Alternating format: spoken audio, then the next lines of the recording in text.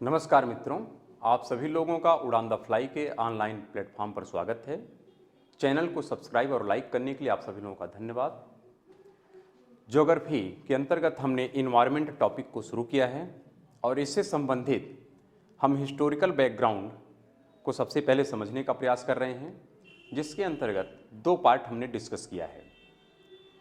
तो historical background को हमने कहा कि एक प्रकृतिवाद है या निश्चयवाद है और एक संभववाद है।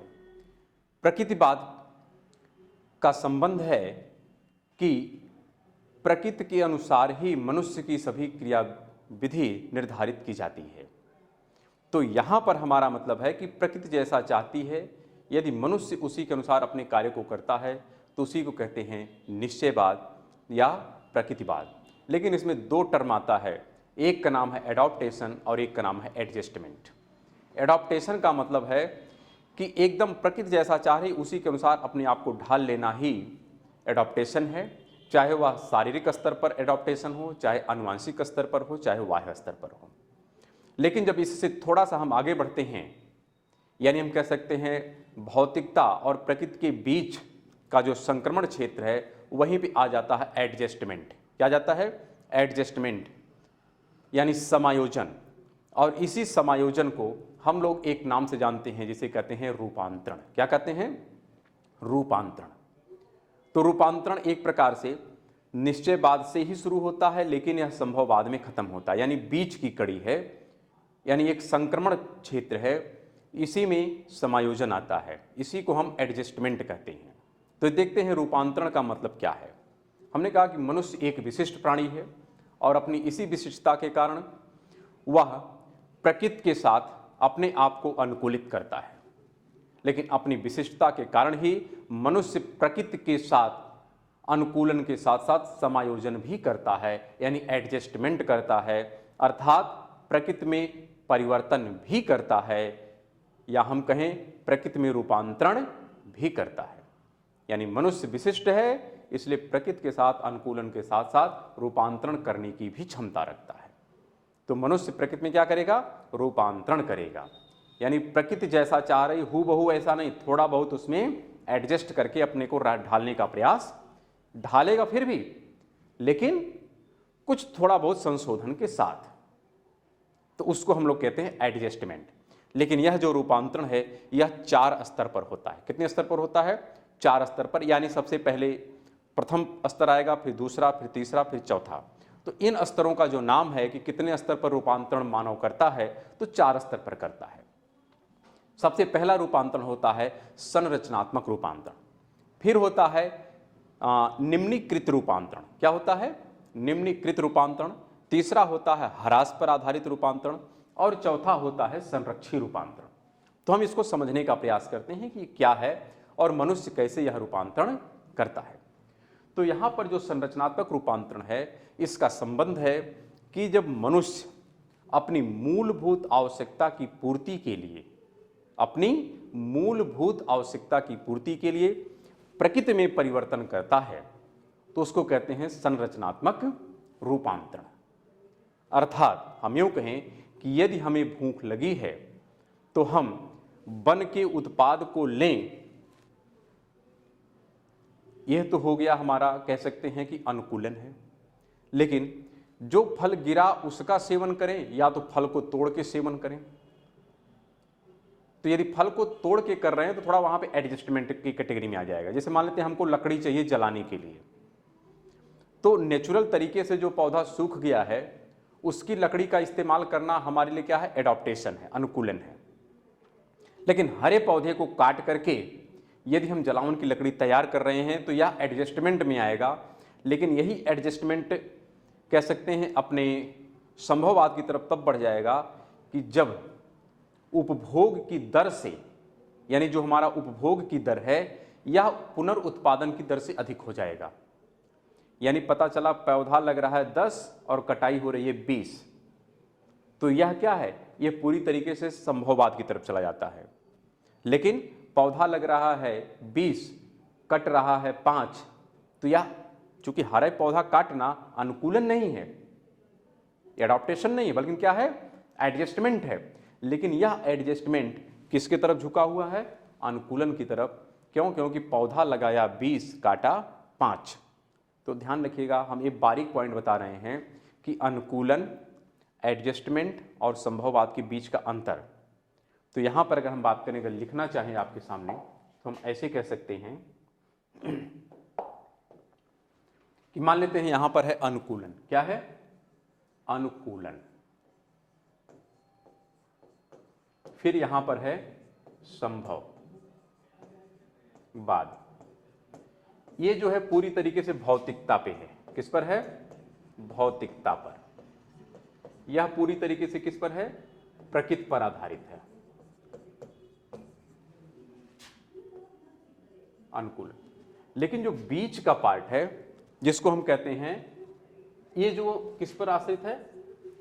अनुकूलन पर। किस पर है? अनुकूलन पर। लेकिन जो बीच का कड़ी है, इसको हम लोग कहते हैं रूपांतरण, या इसी को हम कहते हैं समायोजन। क्या कह देते हैं? समायोजन। ये बीच की कड़ी है। तो हम कहते हैं यहां पर जैसी प्रकृति चाह रही है आप उसी प्रकार से हैं, कुछ उसमें परिवर्तन नहीं कर रहे हैं। लेकिन जब आप परिवर्तन की शुरुआत कर देते हैं, किसकी शुरुआत कर देते हैं? परिवर्तन की शुरुआत कर देते हैं, तो वह रूपांतरण कहलाता है, या समायोजन कहलाता है, या एडजस्टमेंट कहलाता है। यानी आप अब छेड़छाड़ करना शुरू कर दिए हैं, और यहां पर छेड़छाड़ की हद हो जाती है। छेड़छाड़ की क्या हो जाती है? हद हो जाती है। तो हम कह सकते हैं एक होता है उपभोग।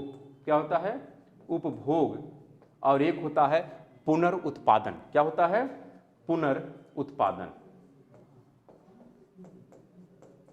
तो यदि उपभोग की दर पुनर्उत्पादन से अधिक हो जाए, क्या हो जाए? अधिक हो जाए, यानी लगा 20 पौधा और कटा 30 पौधा, तो यहां पर ये जो कैटेगरी आ जाती है, किसमें आ जाती है? संभववाद में। लेकिन यदि उपभोग कम है और पुनर्उत्पादन अधिक है, तो किसमें आ जाता है? रूपांतरण में आ जाता है। यहाँ पे तो ऐसी कोई बात ही नहीं है। क्यों? क्योंकि ये पूरी तरीके से प्रकृति पर आधारित है, वहाँ पर किसी भी प्रकार के रूपांतरण की बात ही नहीं होती है। तो ये तो बेसिक अंतर हो गया। फिर हम कह सकते हैं कि यदि आप रूपांतरण करते हैं तो रूपांतरण कितने स्तरों पर होता है? 4 स्तरों पर। पहले संरचनात्मक, फिर निम्नीकृत, फिर ह्रास, फिर संरक्षी। संरचनात्मक में क्या होता है? मनुष्य अपनी मूलभूत आवश्यकता की पूर्ति के लिए जब प्रकृति में परिवर्तन करता है तो उसको कहते हैं संरचनात्मक रूपांतरण। यानी यदि हमको भोजन चाहिए तो पौधे से फल को तोड़ना क्या है? रूपांतरण है। गिरे हुए फल को खाना रूपांतरण नहीं है, बल्कि वो क्या है? अनुकूलन है। तो यहाँ पर बात इसी से चलती है कि मान लेते हैं हमको वस्त्र चाहिए, तो प्रकृति जो प्रदान कर रही है उस प्रकार के वस्त्रों को, मरे हुए जानवरों की खाल को लेना वो वस्त्र है, लेकिन जिंदा पशु को मार के उसके खाल को लेकर के वस्त्र बनाना ये क्या है? एडजस्टमेंट है। लेकिन पता चला कि 20 पशु जन्म लेते हैं तो आप 10 की हत्या कर रहे हैं, तो यह एडजस्टमेंट है, ना कि अनुकूलन है। तो यहाँ पर ये बात तो स्पष्ट हो गई होगी कि अनुकूलन, रूपांतरण और संभव में क्या अंतर है। लेकिन यहाँ रूपांतरण 4 चरणों में। जब मूलभूत आवश्यकता की पूर्ति के लिए मनुष्य प्रकृति के साथ रूपांतरण करता है तो उसका नाम है संरचनात्मक रूपांतरण। चाहे वह भोजन के स्तर पर रूपांतरण करना हो, चाहे वह आवास के स्तर पर रूपांतरण करता हो, चाहे वह किसी भी स्तर पर रूपांतरण करता हो प्रकृति में, लेकिन अपनी मूलभूत आवश्यकता की पूर्ति के लिए। और यहाँ पर मनुष्य ने सबसे पहले जो रूपांतरण किया है संरचनात्मक में, मनुष्य ने आग की खोज किया है, जहाँ से क्रांति की शुरुआत हुई है। जब आग की खोज करता है मनुष्य, तो आग के लिए उसको कुछ न कुछ ईंधन के लिए लकड़ी चाहिए, क्योंकि उसमें डीजल, पेट्रोल, कोयला तो था नहीं या गैस थी नहीं। एक ही आग का माध्यम था, और वो क्या था? ऊर्जा का एक ही माध्यम था, अग्नि। और अग्नि के लिए क्या चाहिए थे? जलावन की लकड़ी। तो जलावन की लकड़ी के लिए यदि सूखी लकड़ी का इस्तेमाल होगा तो अनुकूलन। लेकिन जब आवश्यकताएं बढ़ती हैं तो सूखी के साथ साथ हरे पौधे को काट करके जलाया गया। ये होता है कैसा रूपांतरण? संरक्षी रूपांतरण। लेकिन यदि यही पौधा काटने की दर अधिक हो जाए, क्या हो जाए? अधिक हो जाए, तो उसको कहते हैं निम्नीकृत। और यदि उसके दुष्परिणाम आ गए तो उसको कहते हैं ह्रास पर आधारित। और यदि समस्या खड़ी हो गई तो समस्या का समाधान करना क्या है? संरक्षी है। चारों का अंतर है स्पष्ट। तो यहाँ पर मनुष्य ने सबसे पहले अपनी मूलभूत आवश्यकता की पूर्ति के लिए जब आग की खोज कर लिया तो उस आग के आवश्यकता की पूर्ति के लिए, जलावन की लकड़ी के लिए सूखे पौधों के साथ साथ हरे पौधों का भी इस्तेमाल करना शुरू किया। लेकिन जैसे जैसे मनुष्य आगे बढ़ा है, आवश्यकताएं बढ़ती चली गई हैं। फिर शुरू हो जाती है इच्छा। आवश्यकता की पूर्ति यदि मनुष्य करता है तो असंरचनात्मक में आता है, यानी आपको जितनी भोजन की आवश्यकता उतना भोजन ग्रहण करिए, ठीक है, कोई दिक्कत नहीं है। लेकिन अब एक्स्ट्रा भोजन बर्बाद करना, एक्स्ट्रा संग्रहण करना, एक्स्ट्रा प्रकार की फैसिलिटी लेना, ये सब मूलभूत आवश्यकता नहीं है। तो कुछ कालक्रम बाद, चूंकि मनुष्य क्या है, विशिष्ट है ना, तो इसके अंदर इच्छाएं भी हैं। आवश्यकता के साथ साथ क्या है, इच्छाएं। जैसे पशु होता है, उसके अंदर इच्छाएं नहीं होती हैं। मनुष्य और पशु में बेसिक अंतर ये होता है कि पशु में क्या है, इच्छा नहीं है, मनुष्य में इच्छा है। जबकि आवश्यकता तो सबकी है, भोजन आपको भी चाहिए, भोजन पशु को भी चाहिए, ठीक है ना। आवास आपको भी चाहिए, आवास पशु की, लेकिन पशु के अंदर इच्छा नहीं, मनुष्य के अंदर क्या है, इच्छा। तो मनुष्य जब अपनी इच्छा की पूर्ति के लिए काम करने लगता है, किसकी इच्छा की पूर्ति के लिए काम करने लगता है, तो वहीं पर शुरू हो जाता है निम्नीकृत रूपांतर। क्या शुरू हो जाता है, निम्नीकृत। और जब इच्छा आ जाती है तो इच्छा में तो बहुत सारी समस्याएं आती हैं। हम समझ ही नहीं पाते हैं कि यह मेरी आवश्यकता है या मेरी इच्छा है। सपोज दैट स्मार्टफोन, यह मेरी आवश्यकता है या इच्छा, समझ में नहीं आता। फ्रिज इच्छा है या आवश्यकता है, समझ में नहीं आता है। एसी आवश्यकता है या इच्छा है, समझ में नहीं आता। तो जब मनुष्य आवश्यकता और इच्छा के बीच का अंतर करना समाप्त कर देता है, या इच्छा कर ये उसकी उनमें अंतर नहीं कर पाता है, तो वो समस्या खड़ी हो जाती है। तो मनुष्य यही होता है कि जब आगे बढ़ता है तो पहले तो अपनी आवश्यकता की पूर्ति करता है, लेकिन धीरे धीरे जब अपनी इच्छा की आपूर्ति करने लगता है तो वहीं पर उसका जो उपभोग है वह पुनर्उत्पादन की दर से बढ़ने लगता है। उपभोग क्या होता है, पुनर्उत्पादन की दर से बढ़ने लगता है। और यदि उपभोग की दर पुनरुत्पादन की दर से बढ़ने लगेगी तो कुछ समय पश्चात उसके दुष्परिणाम नजर आने लगते हैं। तो जब मनुष्य अपनी इच्छा की आवश्यकता की पूर्ति करता है तो उस रूपांतरण को हम लोग क्या कहते हैं, निम्नीकृत। और जब अपनी मूलभूत आवश्यकता की पूर्ति करता है तो क्या कहते हैं, संरचनात्मक रूपांतरण। अब हमने कहा कि आग की खोज हो चुकी है। अब आग की खोज हो जाएगी तो बहुत से औजार बनाए जाएंगे, यानी सब जगह आग का ही प्रयोग होगा, भोजन पका हुआ खाया जाएगा। तो उसके लिए क्या चाहिए, लकड़ी चाहिए, क्योंकि लकड़ी को जलाया जाएगा। और यदि लकड़ी को जलाया जाएगा, आदिम जमाने से बात कर रहे हैं, तो लकड़ी को जलाने के लिए बहुत से पौधों को भी काटा जाएगा। और पौधों की कटाई केवल ईंधन के लिए ही नहीं किया गया है, क्योंकि मनुष्य धीरे धीरे, हमने कहा अब इच्छा की तरफ बढ़ रहा है ना। जब इच्छा की तरफ बढ़ेगा तो समूह में रहेगा, फिर समूह में रहने के लिए उसको मकान चाहिए, मकान बनाने के लिए भी लकड़ी की आवश्यकता पड़ेगी। खेती करेगा, खेती करने के लिए ज़मीन चाहिए, तो ज़मीन पे चूंकि पौधे हैं तो पौधे की कटाई करेगा। यानी देखा जाए तो पौधे के ऊपर सबसे पहले कहर मनुष्य ने ढाहा है, चाहे वह ईंधन के रूप में उसका इस्तेमाल करने के लिए, चाहे उससे इमारती लकड़ी का इस्तेमाल किया हो, चाहे उस पौधे को हटा के वहाँ पे ज़मीन का इस्तेमाल किया हो। हर रूप में सबसे पहला कहर किसने ढाहा है पौधों के ऊपर, मनुष्य ने। और यदि मनुष्य का कहर पौधों के ऊपर आएगा तो उसके दुष्परिणाम भी आएंगे। तो यह ध्यान रखिएगा, सबसे पहले संरचनात्मक में मनुष्य अपनी आवश्यकता की पूर्ति करता है, लेकिन जब इच्छा की पूर्ति करता है तो उसके उपभोग की दर बढ़ जाती है उसके उत्पादन की दर से, पुनरुत्पादन की दर से। तो वहाँ पर शुरू हो जाता है निम्नीकृत। लेकिन उसके दुष्परिणाम तुरंत नहीं नजर आते हैं। जब मनुष्य पौधा काटा होगा तो उसको नहीं पता होगा कि इससे कौन कौन सी समस्याएं उत्पन्न होती हैं। हम आपको सिर्फ एग्जाम्पल के माध्यम से समझा रहे हैं कि सपोज दैट मनुष्य ने पौधे को काटा। जब पौधा कटता है तो उससे देखो कौन कौन सी समस्याएं आती हैं। जब पौधा कटेगा तो सबसे पहले जो ऑक्सीजन है और जो कार्बन डाइऑक्साइड है, इसका संतुलन बिगड़ गया, क्योंकि पौधा करता क्या है, ऑक्सीजन को मुक्त करता है और कार्बन डाइऑक्साइड को अवशोषित करता है। पौधा कटा, ऑक्सीजन का उत्सर्जन घट गया और कार्बन डाइऑक्साइड का अवशोषण बढ़ गया, अवशोषण भी घट गया। तो ऐसे में कार्बन डाइऑक्साइड बढ़ने लगा और ऑक्सीजन घटने लगा, पहली समस्या। दूसरा, पौधा कटेगा तो एट द एंड क्या होगा, वो जलाया ही जाएगा। तो जलेगा तो क्या निकलेगा, कार्बन डाइऑक्साइड, यानी कार्बन बढ़ गया और ऑक्सीजन घट गया, जिसके कारण हम कह सकते हैं हमारे श्वसन संबंधी समस्याएं उत्पन्न हो गई, पहली समस्या। दूसरी समस्या, यदि पौधा कट गया तो पौधे के कट जाने से जो जल चक्र की प्रक्रिया है कहीं न कहीं प्रभावित हो जाएगी। क्योंकि पौधा क्या करता है, हमारे जल चक्र की प्रक्रिया को संचालित करता है। फिर हम कह सकते हैं कि यदि पौधा नहीं है तो इससे मृदा का अपरदन बहुत ज़्यादा होता है। जो वर्षा की बूंदें हैं, ये वर्षा की बूंदें क्या करेंगी, कहीं न कहीं मृदा का इरोजन करती हैं और मृदा को ले जा करके ऐसे नदी बेसिनों में पाट देती हैं कि जिससे नदी बेसिन छिछली हो जाती है और वहाँ पे बाढ़ आ जाती है। तो जहाँ से पौधा कटा वहाँ से मिट्टी कट गई। मिट्टी के कट जाने से जो मृदा पहले उपजाऊ थी वो मृदा क्या हो गई, अनुपजाऊ हो गई। क्यों, पौधे से पत्ती गिरती थी, ह्यूमस होता था, ह्यूमस के कारण मृदा में बहुत ज़्यादा फसल पैदा होती थी। साथ में पौधे थे, जल चक्र की प्रक्रिया को संचालित करते थे, वहाँ पर जल की पर्याप्तता थी, इसलिए फसल अच्छी पैदा होती थी। पौधे को आपने काट दिया, जल चक्र बाधित हो गया, मृदा की उर्वरता समाप्त हो गई, तो यहाँ पर सूखा हो गया। दूसरी तरफ ये मिट्टी जो कटी, नदी या जल के माध्यम से ले जाकर के नदी बेसिन में जमा किया गया, वहाँ पर उसकी तली या नदी बेसिन छिछली हो गई, वहाँ पे बाढ़ आ गया।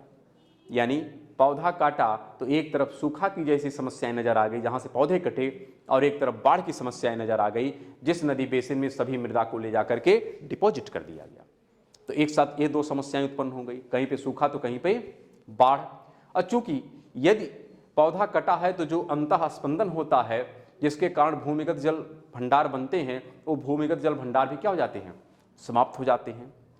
तो यानी आप देखेंगे अनगिनतों समस्याएं उत्पन्न हो गई सिर्फ वृक्ष के काटने से। लेकिन जब मनुष्य वृक्ष को काट रहा था तो उसको यह पता नहीं था कि भविष्य में ये समस्याएं आएंगी।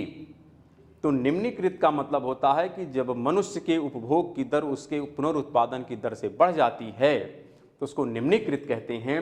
लेकिन इसके परिणाम स्वरूप जब उसके दुष्परिणाम हमारे सामने नजर आने लगते हैं, क्योंकि जब पौधा कटा तो तुरंत भूमि अनुपजाऊ नहीं हुई, तुरंत हमारे वायुमंडल का जो ऑक्सीजन और कार्बन डाइऑक्साइड का संतुलन नहीं बिगड़ा, तुरंत ही हम कह सकते हैं कहीं बाढ़ कहीं सूखा नहीं आया है।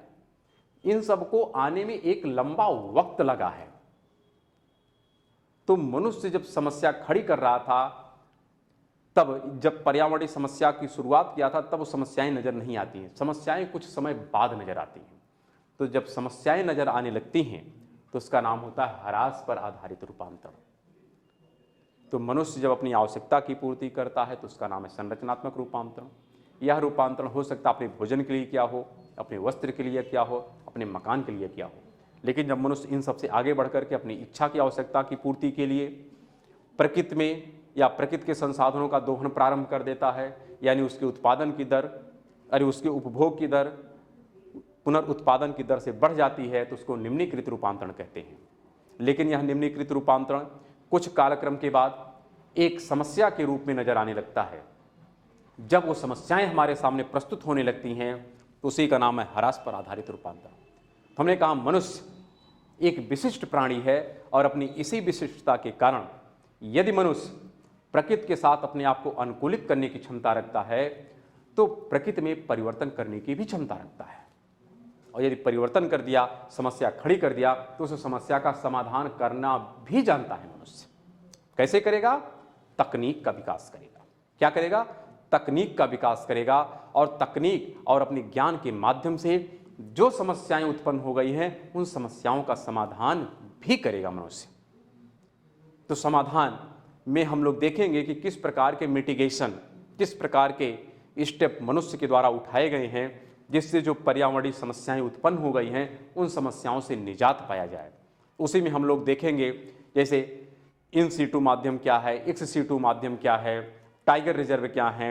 यानी हम अब कंजर्व करेंगे। क्या करेंगे? कंजर्व करेंगे। कैसे करेंगे? कुछ टेक्नोलॉजी का इस्तेमाल करेंगे, कुछ रूल रेगुलेशन बनाएंगे। उन सब माध्यमों से हम क्या करेंगे? जो समस्याएं मेरे सामने प्रस्तुत हो गई हैं उन समस्याओं का समाधान करेंगे। जैसे ग्रीन हाउस गैस रूपी समस्या आ गई, उस ग्रीन हाउस गैस को समाप्त करने के लिए जैसे हमने कहा जब पौधा कटा तो वहाँ से कार्बन डाइऑक्साइड का जो अवशोषण था वो घट गया, और दूसरे पौधा जल गया तो उससे कार्बन डाइऑक्साइड मुक्त हो गई, जिससे ग्रीन हाउस गैस का इफेक्ट आया। तो ग्रीन हाउस गैस को यदि कंट्रोल करना है तो मनुष्य ने क्या किया? कार्बन के उत्सर्जन को घटाया है, वृक्षारोपण किया है। तो ये सब क्या है? मिटिगेशन है, संरक्षण है। तो मनुष्य ये सब करता है। ओजोन लेयर में मान लेते हैं ओजोन होल हो गया, उस ओजोन होल को दूर करने के लिए मनुष्य ने क्या किया, बहुत सारे स्टेप उठाया है, CFC को बैन किया है। तो ये सब क्या है, स्टेप हैं, नई टेक्नोलॉजी को इस्तेमाल किया है। तो मिटिगेशन भी करता है मनुष्य। तो मनुष्य एक विशिष्ट प्राणी है और अपनी इसी विशिष्टता के कारण प्रकृति के साथ क्या करता है, अनुकूलन करता है। लेकिन जैसे जैसे आवश्यकताएं बढ़ती हैं और आवश्यकता इच्छा में अंतर समाप्त हो जाता है, वह प्रकृति में रूपांतरण करता है और रूपांतरण में निम्नीकृत रूपांतरण भी करता है। उसके परिणाम स्वरूप जब उसके दुष्परिणाम नजर आने लगते हैं तो उस दुष्परिणाम के समाधान हेतु कुछ संरक्षी उपाय भी करता है, जिसको हम लोग संरक्षी रूपांतरण का नाम देते हैं। तो इस प्रकार ये स्टेप आगे बढ़ते हैं रूपांतरण का। लेकिन इसी में जो प्रारंभ के दो हैं, क्या, जो प्रारंभ के दो हैं, ये संरचनात्मक रूपांतरण। संरचनात्मक रूपांतरण क्या है, इसका ज्यादातर झुकाव किसकी तरफ है, अनुकूलन की तरफ है। निम्नीकृत रूपांतरण भी ज्यादातर झुकाव किसके है, अनुकूलन की तरफ है। वैसे यहीं से तो शुरू हो जाएगी, चूंकि निम्नीकृत रूपांतरण तो हो ही गया, तो यहीं से शुरू हो जाता है क्या, संभववाद की शुरुआत। तो हम लोग इसी को क्या कहते हैं, संभववाद। इसका ज्यादातर झुकाव किधर है, इसका ज्यादातर झुकाव किधर है, अनुकूलन की तरफ। क्यों, क्योंकि समस्याएं यहां पे नहीं उत्पन्न होंगी, क्योंकि मनुष्य अपनी आवश्यकता की सिर्फ पूर्ति कर रहा है। लेकिन जैसे ही एक स्टेप आगे बढ़ता है रूपांतरण में और करता है निम्नीकृत रूपांतरण, यही निम्नीकृत रूपांतरण ही ह्रास पर आधारित रूपांतरण हो जाता है और इसी को माना जाता है क्या, संभववाद। क्या माना जाता है, तो संभववाद। तो हमने कहा कि ये जो रूपांतरण है 4 चरणों में तो होता है, लेकिन जो इसका पहला चरण है इसका ज्यादा झुकाव अनुकूलन की तरफ है। जो इसका निम्नीकृत और ह्रास पर आधारित रूपांतरण है इसका झुकाव किधर है, संभववाद की तरफ है। इसीलिए हमने कहा कि जो रूपांतरण है या जो समायोजन है, जिसको हम एडजस्टमेंट कहते हैं, यह अनुकूलन और संभववाद के बीच की कड़ी है। तो इस प्रकार रूपांतरण मनुष्य करता है प्रकृति के साथ और इसके कारण विभिन्न प्रकार की समस्याएं भी उत्पन्न होती हैं। लेकिन इसी रूपांतरण में जो आखिरी रूपांतरण है संरक्षी, उसके माध्यम से जो भी समस्याएं उत्पन्न होंगी उन समस्याओं का समाधान भी करेगा। तो मनुष्य अपनी इच्छा की आपूर्ति हेतु ही प्रकृति में बहुत प्रकार की ऐसी समस्याएं उत्पन्न किया है, जिसका आज हम लोग परिणाम देख रहे हैं। तो ठीक है, हम लोग इसके बाद जो टॉपिक है उसमें हम क्या देखेंगे, चूंकि यहीं से शुरुआत हो जाती है संभववाद की, तो पहले हम लोग संभववाद पर डिस्कस करेंगे और संभववाद में ही हम देखेंगे कि जब एक तरफ अब अनुकूलन हो जाएगा और एक तरफ संभव हो जाएगा, दो धाराएं हो जाएंगी, एक पूरी तरीके से प्रकृति के समर्थक हो जाएंगे, एक पूरी तरीके से भौतिकता के समर्थक हो जाएंगे। तो फिर उनके मध्य में कैसे एक मध्यम मार्ग आया उस पर भी डिस्कशन होगा। तो सबसे पहले हम लोग संभववाद का डिस्कस करेंगे, फिर निश्चयवाद और संभववाद में क्या कॉन्फ्लिक्ट है उस पर डिस्कशन होगा, फिर उन दोनों के परिणाम स्वरूप जो मध्यम मार्ग निकला है जिसमें नौ निश्चयवाद है, प्रसंभववाद है, दसमन का त्रिभुजाकार मॉडल है, क्लब ऑफ रोम का लिमिट ऑफ ग्रोथ है, तो उन सब पे हम लोग डिस्कशन करते हुए आगे बढ़ेंगे। ठीक है, मिलेंगे नेक्स्ट पार्ट में जिसमें हम डिस्कस करेंगे संभववाद पर। तब तक के लिए नमस्कार, धन्यवाद।